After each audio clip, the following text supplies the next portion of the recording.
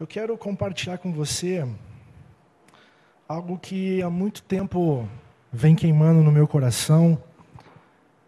E eu não sei se você vai se identificar, mas eu acredito que sim. Eu quero compartilhar com você a respeito de esperança. Mantendo a confiança diante do imprevisível e do imponderável. Antes de partirmos para o texto base da nossa Bíblia, da Palavra do Senhor, que é onde nós vamos meditar e nós vamos encontrar as respostas que o Senhor tem para você nessa noite, eu quero ler um trecho, um verso de um poema da Cecília Meirelles, que vai criar um pouco a situação. O compilado chama Solombra. Se você depois tiver a oportunidade de ler, leia todo o poema, mas eu quero compartilhar apenas um verso com você. E o verso diz assim: esperamos assim, por esperança. A esperança vai se tornando sonho afável, mas descubro no olhar que te procura uma névoa de orvalho. Algo que me chama muita atenção nesse texto é a respeito de quando nós estamos com o nosso coração repleto de esperança, quando nós estamos esperançoso na expectativa da solução de algo que estamos sonhando, na expectativa da solução de algo que nós estamos esperando que aconteça. É como se nós estivéssemos vivendo um sonho. Eu não sei se isso acontece com você, mas comigo acontece. Então a gente está lá, a gente cria uma história, a gente olha para aquela história e a gente meio que escreve um roteiro, esperando que a solução aconteça exatamente como nós estamos esperando, exatamente quando nós estamos sonhando. Mas aí, de repente, como quando acaba o sonho, a gente acorda. Aí as coisas já não têm mais cor. Aí nada daquilo que a gente estava depositando a nossa esperança, parece que nada mais daquilo tem valor. Parece que as linhas da nossa história ficam cinzas, ficam sem cor, ficam sem vida. E aí abate sobre nós o desespero. E aí aquilo que tinha valor, aquilo que tinha importância, deixa de ter importância. E a gente simplesmente para. E a gente simplesmente cai no desespero. E eu quero conversar com você a respeito das nossas expectativas. Onde nós temos colocado as nossas expectativas. O que tem gerado as nossas expectativas. De que maneira nós temos nos posicionado com as nossas expectativas. Eu não sei se você está esperando a resposta de Deus para algo. Eu não sei se você está vivendo algo e de repente você gerou uma expectativa e você não tem entendido o agir de Deus. Você não tem entendido o mover de Deus. Você não tem entendido a maneira como Deus está agindo. E eu quero falar com você nessa noite, assim como Deus tem falado comigo a respeito disso. Eu quero te convidar que você pense comigo, que você rumine essas informações, que você deguste dessas palavras, porque eu tenho certeza que o Senhor vai falar ao seu coração. Eu quero te chamar a atenção sobre algo que eu aprendi, acredito que é muito valioso. Você nessa noite já escutou muitas palavras, você vai escutar muitas palavras até o final desse culto. E aquelas palavras que você ouvir e que não fizerem nenhuma diferença no seu coração, você vai fazer como uma folha de papel, você vai amassar essas palavras, você pode jogar fora. Se você acreditar que essas palavras, em algum momento, ela vai fazer diferença na sua vida, ou que você possa usar elas em algum momento, você pega essa palavra e você guarda com você. Mas se a palavra que você ouvir começar a queimar no seu coração, eu quero que você tenha a plena convicção que não é a palavra de homem nenhum, mas é o próprio Deus falando com você, mudando o seu coração, tratando e endireitando o seu caminho. Amém? Eu gostaria que você saísse dessa noite com a certeza de que mesmo que o quadro não mude, mesmo que você olhe para a situação e você não veja mudança no quadro, mas você tenha a plena convicção de que Deus falou com você nessa noite. Amém? Porque Ele está presente aqui e Ele quer falar conosco nessa noite. E eu quero te convidar a abrir a sua Bíblia no livro de Lucas, Lucas 8. A partir do versículo 40, nós vamos ler até o versículo 56. Mas eu quero destrinchar com vocês algumas partes desse texto. E a primeira parte nós vamos ler a partir do versículo 40 até o 42. Eu gostaria que você acompanhasse na sua Bíblia. Não se preocupe se a sua versão for muito diferente da minha. O contexto é o mesmo, a informação é a mesma, a mensagem é a mesma. E a palavra do Senhor diz assim: do outro lado do mar, as multidões receberam Jesus com alegria, pois o estavam esperando. Então um homem chamado Jairo, um dos líderes da sinagoga local, veio e se prostrou aos pés de Jesus, suplicando que ele fosse à sua casa. Sua única filha, de cerca de 12 anos, estava à beira da morte. Jesus o acompanhou, cercado pela multidão. Essa é a primeira parte que eu gostaria de falar com você, e algo que me chama a atenção é o que o desespero causa na vida de alguém. Se você for olhar para a vida de Jairo, o texto nos diz que ele era o chefe da sinagoga, um homem que tinha uma postura social importante, uma postura religiosa importante, não era um homem qualquer. Eu garanto para você que não era um homem que se prostraria a qualquer um. Mas tomado por um desespero, ele vai e se prostra aos pés de Jesus, quebrando todo protocolo. Ele não se importa com o que as pessoas que estavam ali naquela multidão vão pensar dele, ele não se importa com o que toda aquela situação vai gerar, a fama que vai ser gerada em prol dele. Para ele nada importa, porque ele está desesperado. E ele está criando uma expectativa sobre a situação que ele está vivendo. E por isso ele quebra todos os protocolos. Nada importa. Não importa quem ele é, não importa a posição que ele ocupa, não importa o que as pessoas vão pensar dele, ele simplesmente precisa de uma solução para a vida dele. E muitas vezes nós nos colocamos, e eu vejo para essa situação, e eu faço um paralelo com a minha vida, e quantas vezes eu também passo por situações assim, onde eu me encontro desesperado, e eu preciso de uma solução para a minha situação. E eu acredito que você também, em vários momentos.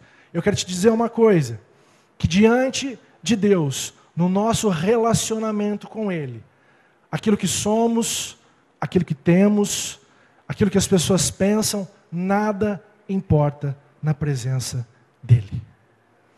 Importa sim nós estarmos diante dEle, independentemente do que vão pensar de mim. Eu estou diante dEle, eu estou me prostrando diante dEle, e eu estou criando uma expectativa para que a minha situação seja solucionada. Não se importe com toda a situação, mas se importe em se entregar, em se colocar diante do Senhor, sendo realmente quem você é. Porque Jesus com certeza sabia quem Jairo era. Jesus sabia o status dele. Jesus conhecia Jairo. E nós, quando nós nos achegamos na frente dele, ele também sabe quem somos. Ele sabe o nosso nome, ele sabe a nossa posição, mas ele quer que nós nos cheguemos diante dele, sendo quem somos, sem máscaras, quebrando todos os protocolos, nos colocando apenas como somos, não nos preocupando com o que vai afetar a nossa imagem, com o que aquilo vai gerar para nós, que nós tenhamos apenas a expectativa de que o Senhor está ali e de que Ele vai ouvir, como Ele ouviu o clamor de Jairo, porque a palavra diz no final do versículo 42, Jesus o acompanhou, cercado da multidão. Então nós temos que criar uma expectativa nele e crer que essa expectativa será cumprida. Mas aí tem um detalhe, da maneira como Ele quer, não da maneira como nós queremos. Porque a gente, quando escreve a nossa história, a gente escreve o nosso roteiro, a gente já coloca o princípio, o meio e o fim da história. A gente escreve exatamente como a gente quer, porque a gente sonhou, a gente elaborou todo um processo bonito, então a gente acha que Deus vai agir daquela maneira. Eu quero dizer para você que não, que Ele vai agir da maneira como lhe interessa, da maneira como Ele quiser. A segunda parte está nos versículos seguintes, a partir do versículo 43 até o versículo 48. Eu gostaria que você acompanhasse. A palavra do Senhor nos diz assim: uma mulher no meio do povo sofria havia 12 anos de uma hemorragia, Eu quero fazer só um parênteses com você aqui. A mesma idade que a mulher sofreu da hemorragia era a mesma idade da filha de Jairo. Não é uma simples coincidência. Amém? Vamos continuar a leitura do texto. Sem encontrar cura, ela se aproximou por trás de Jesus e tocou na borda de seu manto. No mesmo instante, a hemorragia parou. Quem me tocou? Perguntou Jesus. Todos negaram. E Pedro disse: Mestre, a multidão toda se aperta em volta do Senhor. Jesus, no entanto, disse: Alguém certamente tocou em mim, pois senti que de mim saiu poder. Quando a mulher percebeu que não poderia permanecer despercebida, começou a tremer e caiu de joelhos diante dele. Todos a ouviram explicar por que havia tocado nele e como havia sido curado de imediata. Então ele lhe disse: Filha, sua fé a curou, vá em paz. E aí eu quero pensar com você. Jairo foi lá, se prostrou aos pés do Senhor, criou um roteiro na cabeça dele, e de repente Jesus fala: não, eu vou lá com você. Mas aí o imponderável, o imprevisível interrompe a história de Jairo. Não estava, a mulher entrar no caminho de Jairo não estava na história de Jairo. E aí eu me coloco no lugar de Jairo. Eu falo: poxa vida, mas por que essa mulher agora tinha que entrar na minha história? Por que essa mulher veio aqui interromper? Estava tão bonito, começou bonita a história, eu criei uma expectativa, eu escrevi uma história, e a história começou legal. Eu fui lá, me prostrei diante de Jesus. Agora vem essa doida, interrompe a minha história. E aí eu também fiquei pensando com Jesus, porque, lendo aqui o capítulo, quando Pedro vira para Jesus e fala: Mestre, a multidão está te pressionando, a multidão está te tocando. De repente eu acho que Jairo pensou, falou: mas e agora Jesus vai pagar de filósofo? Porque filósofo é aquele que faz a pergunta mais absurda possível, não é? A multidão cercando Jesus, e Jesus de repente para e fala: quem me tocou? Ele está pagando de filósofo. É uma pergunta absurda, porque... Pedro chega e falou: Senhor, seja mais razoável, porque o senhor está vendo quanta gente em volta do Senhor aí? O senhor está perguntando quem tocou o Senhor? O senhor está de brincadeira comigo. E Jairo está lá olhando a situação, e eu acredito, se fosse eu, estaria pensando assim: por que Jesus está pagando de filósofo? E quem que é essa doida? Mas eu quero te dizer uma coisa, que a tua história, a minha história, ela também existe para que outras pessoas sejam abençoadas. Eu creio que Jairo foi lá no meio daquela multidão chamar Jesus, porque nos planos de Deus estava o encontro com aquela mulher. Não foi um acaso, não foi uma casualidade. Já estava na história que Deus havia escrito.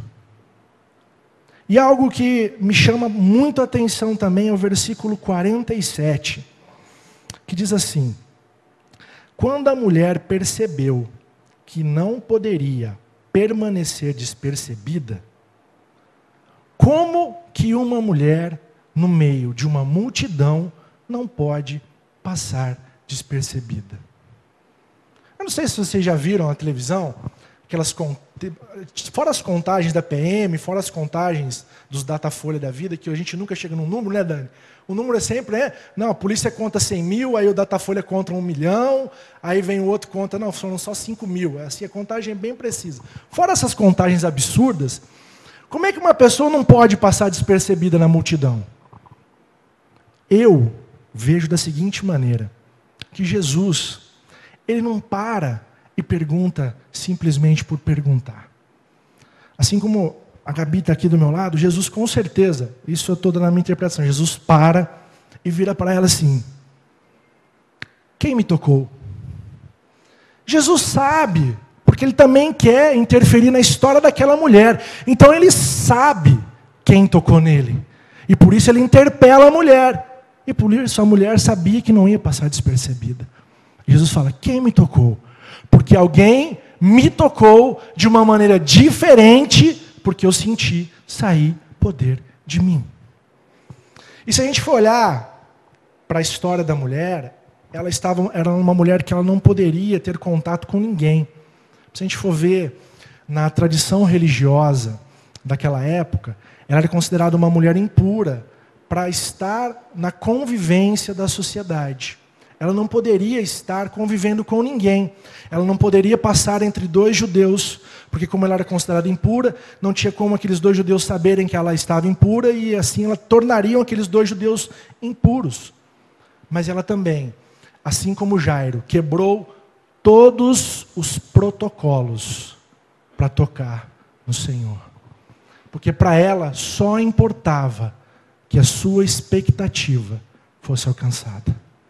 Porque ela precisava de uma solução para a sua história. Porque ela tinha uma história, havia 12 anos, e em alguns outros evangelhos diz que ela tinha gastado já tudo que ela tinha já tinha uma história escrita, e Jesus era o desfecho da história que ela precisava. E por isso ela também não se preocupou com o que iam pensar dela. Ela quebrou todos os protocolos e tocou nas horas de Jesus. E Jesus para e vai falar com aquela mulher. Porque ela, o versículo continua, percebendo que não poderia permanecer despercebida, começou a tremer e caiu de joelho diante dele. E todos ouviram explicar por que havia tocado nele e como havia sido curado de imediato. E você acha que Jesus simplesmente ouviu a história dele porque Jesus queria expor ela? Não. Mas porque Jesus também queria que todos soubessem que agora ela estava apta, ela estava liberada para o convívio social. Ela não precisava mais ficar lá reclusa, ela não precisava mais evitar as pessoas, mas agora ela estava sendo devolvida para a sociedade da qual ela fazia parte. Então eu quero que você guarde isso no seu coração. A minha e a sua história existem para que outros sejam abençoados. Eu quero partir para a terceira parte da história. Lucas 8, versículo 49. Enquanto Jesus ainda falava com a mulher, chegou um mensageiro da casa de Jairo, o líder da sinagoga, a quem disse: sua filha morreu, não incomode mais o mestre. Para nós que somos pais e mães, eu acho que não existe pior notícia. Eu não consigo imaginar. Eu sinceramente não consigo imaginar. E de repente, Jairo está lá, já tinha pensado e já estava lá olhando para o relógio, pô, Jesus está demorando, e de repente alguém chega e fala para Jairo: Jairo, não precisa mais incomodar o mestre não. A sua filha já morreu. E isso gera um desespero, que gera uma contra-expectativa na nossa vida. Eu não sei quantos de vocês aqui já fizeram essa pergunta, mas eu já fiz várias vezes. Diante de uma situação, criando uma expectativa, olhando para a minha história e achando que a história deveria se resumir, deveria ser concluída da maneira como eu havia escrito, e de repente tudo para e tudo muda, porque agora não é simplesmente uma interrupção, não foi só uma oscilação na história, não, a história acabou, houve um ponto final, houve um game over, não tem mais o que fazer, ela morreu. E eu acredito que, se eu estivesse no lugar do Jairo, eu faria algumas perguntas. Jesus, realmente, ele não deu a mínima para mim. Porque se ele tivesse dado um pouquinho, a mínima para mim, ele não teria ficado papeando com essa mulher, ficado trocando ideia com essa, sei lá quem é, porque não fala o nome dela, ela nem sequer foi apresentada. Quem que é essa mulher? Mas se ele tivesse dado a mínima para mim, com certeza, a minha situação haveria sido mudada. Mas ele está lá, desesperado, porque tudo terminou. Tudo terminou. Tudo parou. O desespero toma conta. A situação de Jairo, estávamos assistindo um filme numa TV de alta definição, 4K, lindo, maravilhoso, os pássaros cantando, as músicas, ali compartilhando com o desenrolar do filme, e de repente virou cinema mudo, preto e branco, passando naqueles projetores antigos, ficava fazendo aquele maior barulhão, parou, mudou, não serve mais. Por quê? Porque não foi assim que eu pensei. Poxa vida, Senhor, atençãozinha para mim. Por que não? Por que assim? Mas aí, eu me lembro, e o Senhor me lembra sempre, Ele tem me lembrado sempre, que tudo é segundo a vontade dEle e não a nossa. Então, se você também estiver nesse momento, em que você olha para a sua história, olha para a situação de desespero, e de repente você fala, poxa vida, não tem mais o que fazer, porque a minha história acabou, já é o fim da linha, não tem mais para onde ir, porque se encerrou, eu tinha um roteiro e acabou o roteiro. Foi se interrompido, não tem mais como ter o desfecho que eu esperava. Nós estamos desesperados. Mas eu quero te dizer uma coisa nessa noite, nós vamos partir para a quarta parte. A única coisa que pode nos tirar desse desespero total, desse filme em preto e branco, sem trilha sonora, é a palavra do Senhor, que vai gerar uma expectativa nova nos nossos corações.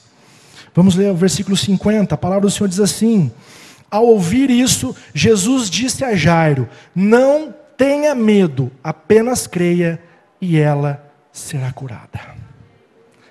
E eu assim acho espetacular, como toda a Bíblia, mas meditando nesses versículos, isso é espetacular. Porque eu olho para isso e Jesus, Ele não dá uma palavra de comando, falou, Jairo, fica tranquilo que ela já está curada. Não. Ele não simplesmente fala, volta a vida de longe. Não.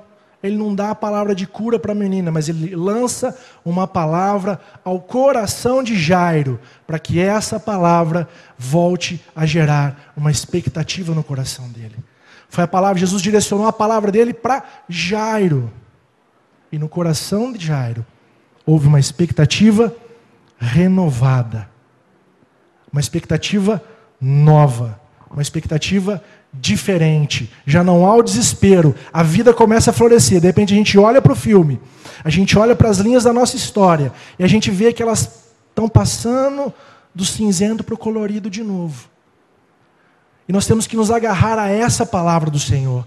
A palavra do Senhor que nos é lançada e que começa a trazer uma nova expectativa em nossos corações, mas uma expectativa nele. Não uma expectativa da solução das questões, mas é uma expectativa viva em Jesus. Em quem Ele é. E porque Ele faz conforme a vontade dEle. A única coisa que vai trazer vida às nossas vidas, que vai gerar vida em nossas vidas, é a palavra do Senhor. Nós temos passado aqui vários fins de semana, vários domingos, onde nós estamos sendo motivados a buscar mais intimidade com o Senhor.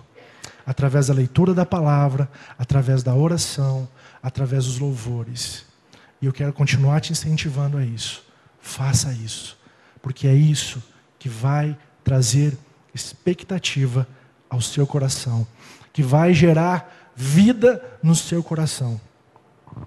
E aí eu quero chegar na quinta parte. Quando chegaram à casa de Jairo, Jesus não deixou que ninguém o acompanhasse, exceto Pedro, João, Tiago e o pai e a mãe da menina. A casa estava cheia de gente chorando e se lamentando, mas ele disse, parem de chorar, ela não está morta, está apenas dormindo. A multidão riu dele, pois todos sabiam que ela havia morrido. Então Jesus a tomou pela mão e disse em voz alta, menina, levante-se. Naquele momento ela voltou à vida e levantou-se de imediato. Então Jesus ordenou para que dessem alguma coisa para ela comer. Os pais dela ficaram maravilhados, mas Jesus insistiu que não contassem a ninguém o que havia acontecido. Aleluia. Deixa eu dizer uma coisa para você, meu querido.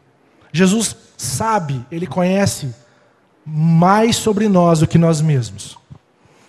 E Jesus chega diante da menina e Ele todo mundo ali chorando, e aí Jesus vai lá e chama a menina com ternura. Se a gente for olhar nos originais, a gente vai ver que Jesus chama a menina da mesma maneira como uma mãe vai chamar o filho ou a filha, não quando ele está atrasado para ir para a escola, porque aí não existe ternura nenhuma, né? Aí é tipo assim, vamos, acorda aí, vamos logo, né, que estão atrasados. Não, mas quando a mãe vai lá, ei, querido, quando eu vou acordar a Sofia às vezes, falo, chega lá, amor, vamos acordar? Está na hora. É assim que Jesus faz. Porque Jesus, ele está olhando para essa menina, não com os olhos da realidade humana.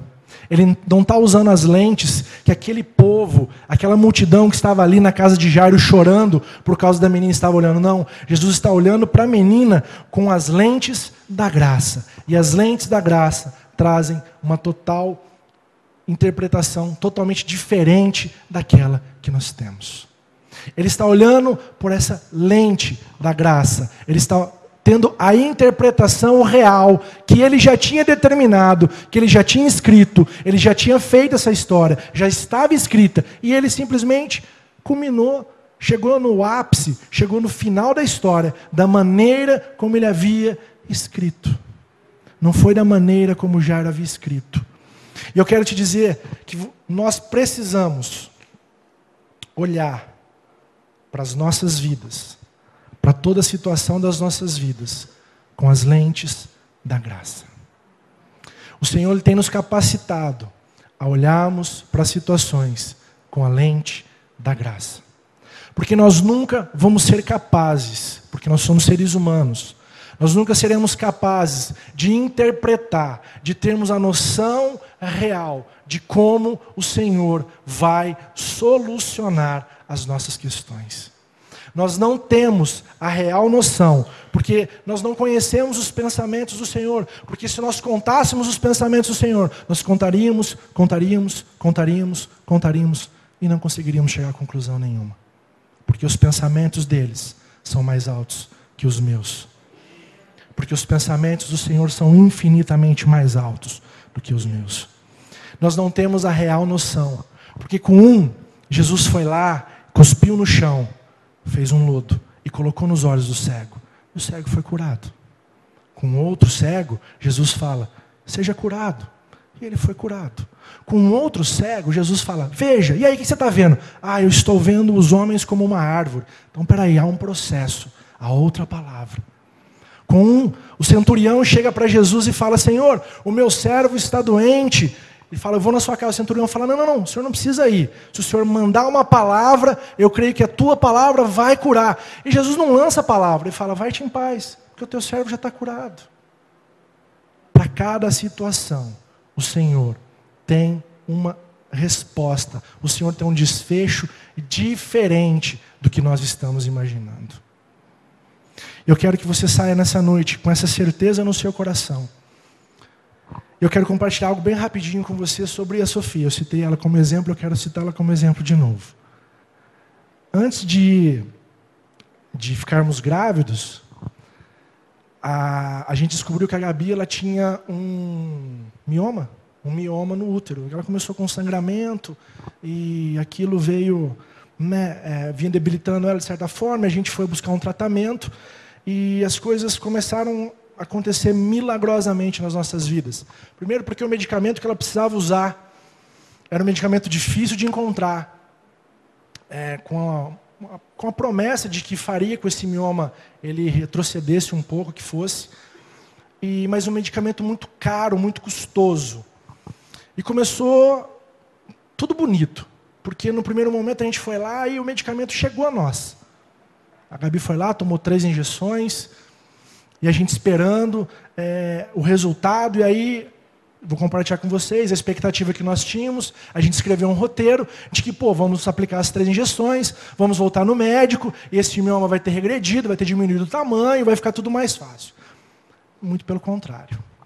Nós voltamos no médico, ele não regrediu, muito pelo contrário, ele aumentou um pouquinho mais. Ele era mais ou menos esse tamanho, o tamanho da minha mão. E aí o médico virou assim para a gente e falou, a gente vai ter que fazer uma cirurgia para retirar. Tá bom, doutor, e a cirurgia? Não, então, parece uma cesárea, vai ser uma coisa bem tranquila, mas pode ficar alguma sequela. Bom, vamos fazer a cirurgia. Cremos no Senhor de todas as coisas. E a gente foi fazer a cirurgia. Aí não eram eram quantas, amor? 4. Não eram só tá? Eram 4. Só aparecia o maior, os menorzinhos estavam atrás. Estavam lá brincando de esconde-esconde, estavam todo mundo escondidinho. E aí a gente fez a cirurgia, passamos por todo o processo de recuperação. E no meu coração, falei, pô, beleza, então depois de liberado, vamos ficar grávidos, né? E aí voltamos da médica, tal, fomos fazer um ultrassom. Aí o médico que foi fazer o ultrassom, eu lembro, nossa, isso é muito latente na minha cabeça até hoje. Ele vira assim e pergunta para mim, vocês já são pais? Eu falei, não, a gente só fez todo esse procedimento justamente porque a gente quer ser pai. Então, eu não tenho uma notícia muito agradável para dar para vocês. A Gabriela tem uma cicatriz muito grande no útero, o que vai dificultar e muito ela ficar grávida, e pode acontecer de ela não conseguir ficar grávida. E isso gerou uma contra-expectativa no meu coração. Eu desfaleci, eu me aborreci, eu falei, bom, né, fiquei lá, né, eu tenho meu jeito lá, a Gabi conhece, eu fico quieto, fico pensando em mil possibilidades. Eu sou um cara de exatas, então eu fico sempre calculando as probabilidades, e eu não achava saída para aquilo. E eu confesso para vocês que meu coração ele se encheu de tristeza. Muito triste mesmo. Porque havia uma expectativa de sermos pais. Aí voltamos na médica, a médica olhou o exame, e ela falou, vocês estão liberados, vocês estão de alta, vocês vão tentando. Pode ser que haja uma dificuldade aí para essa gravidez. Eu falei, tá bom. E fomos embora. E aquilo me entristecendo, e aquilo, nossa, enchendo meu coração de tristeza. Passado, quanto tempo? 3 meses? 3 meses? 3 meses, eu estou um dia 29 de setembro de 2011, eu estou em casa, deitado na minha sala, e de repente entra aquela pessoa com um envelopinho na mão, e ela chega para mim assim e pergunta, você não vai ficar brava comigo? Eu falei, bravo? Por quê? Porque eu estou grávida. Eu falei, como assim? Ela falou, estou grávida. Eu falei, não, vamos atrás, tá? Vamos ver o que... Tá, voltamos no médico, a gente falou, pô, legal, vocês estão grávidos, tal, bacana. E aí a gente voltou para fazer o primeiro ultrassom, e é isso que eu quero falar para vocês, que é algo que me impactou demais na geração daquele serzinho lindo ali. Quando a gente foi fazer o primeiro ultrassom, o médico que estava lá, foi o mesmo médico que deu o diagnóstico sobre a Gabi, que ela não engravidaria. Falou que tinha uma cicatriz imensa no útero dela. E aí, né, eu fui lá e falei, doutor, o senhor está vendo alguma cicatriz? Porque ele com certeza não lembrava de mim, né? O senhor está vendo alguma cicatriz nesse útero? Não, esse útero está limpinho, as paredes perfeitas, só tem o feto gerado aí dentro. Esse Deus é sensacional. E aí a gente começou a glorificar o Senhor, porque realmente a gente não tem ideia de como o Senhor age nas nossas vidas. E aí 9 meses depois, eu estava segurando nos braços aquela pessoinha linda ali. Então eu quero dizer para você, não se preocupe. Não se preocupe, eu quero convidar você a ficar de pé nesse momento. Eu não sei qual é a tua dificuldade nessa noite. Você pode virar para mim e falar assim, Mateusão, está doendo demais. Está me incomodando demais. Aqui dentro está algo que eu não tenho explicação, porque o diagnóstico já foi dado. Porque eu já fiz todos os cálculos, refiz os cálculos, analisei toda a situação e não dá. Porque a resposta já foi dada. Eu quero te dizer uma coisa. Não temas, continue crendo. Não temas, continue crendo. Porque as nossas vidas, elas são feitas de encontros e desencontros. E esses desencontros, eles podem nos levar a uma situação totalmente desesperadora. Onde nós olhamos para a situação, onde nós olhamos para aquilo que nós estamos vivendo e nós não temos a menor confiança. Mas esses encontros e desencontros, eles podem nos levar a confiança genuína que permanece e não se abala em Jesus Cristo. Eu quero te dizer nessa noite, não temas, crê somente. Se as tuas lutas, se as tuas dificuldades parecem ser muito grandes, não permita que isso seja a fonte das tuas expectativas, mas que a fonte das tuas expectativas seja a graça do Senhor Jesus. Olhe com as lentes da graça. Olhe com esse olhar. Não permita que as expectativas nas situações roubem a tua paz, roubem a tua segurança, roubem a tua felicidade.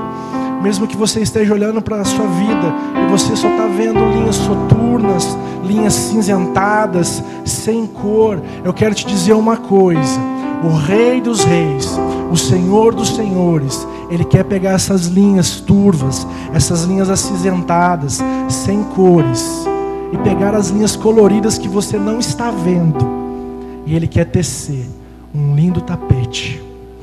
Ele quer escrever a tua história de novo. Ele quer te mostrar o desfecho que Ele já tem preparado desde a eternidade, lá no princípio. Independentemente se a resposta final foi essa, que você não veja mais solução, saiba que aquele que criou tudo através da palavra tem a palavra para devolver a expectativa para o seu coração. Ele tem a palavra certa. Eu quero te convidar que você feche os teus olhos. Nós vamos orar. Senhor, santo é o teu nome, Pai. Nós te damos toda a honra, toda a glória, toda a majestade. Paizão, nós te pedimos que o Senhor venha a nos levar, Senhor, a olharmos apenas para Ti. Que nós sejamos tomados agora, Senhor, pela experiência, pela expectativa, pela esperança que vem de Ti, Senhor. Que possamos sim, Senhor, sermos tomados, Senhor, pelas Tuas palavras que são colocadas em nossos corações, Senhor. Senhor, eu não conheço a vida do meu irmão e da minha irmã, mas o Senhor conhece. E eu creio que o Senhor já tem o desfecho revelado. E agora eu te peço, Senhor, que o Senhor nos faça olhar para as nossas situações com as lentes da graça, Senhor. Que possamos sim, Senhor, olhar para toda e qualquer situação com as lentes da graça. E que nós possamos crer e não temer. Que possamos fazer, Senhor, como o salmista, lá no Salmo 40, dizendo: esperei com paciência pelo Senhor, e Ele se voltou para mim e ouviu o meu clamor. Tirou-me de um poço de desespero, de um atoleiro de lama, pôs meus pés sobre uma rocha e firmou os meus passos. Deu-me um novo cântico para entoar, um hino de louvor ao nosso Deus. Muitos verão o que Ele fez, temerão e confiarão no Senhor. Que nós possamos sair daqui nessa noite, Senhor, com esse novo cântico em nossos lábios, olhando para o Senhor, crendo, Senhor, que tudo é passageiro, que a Tua vontade, a Tua palavra permanece, e que é na Tua palavra que nós vamos estar firmados, Senhor. É na Tua palavra que nós vamos estar confirmados e selados para todo sempre. Em Teu nome santo, Jesus, eu te peço e já te agradeço.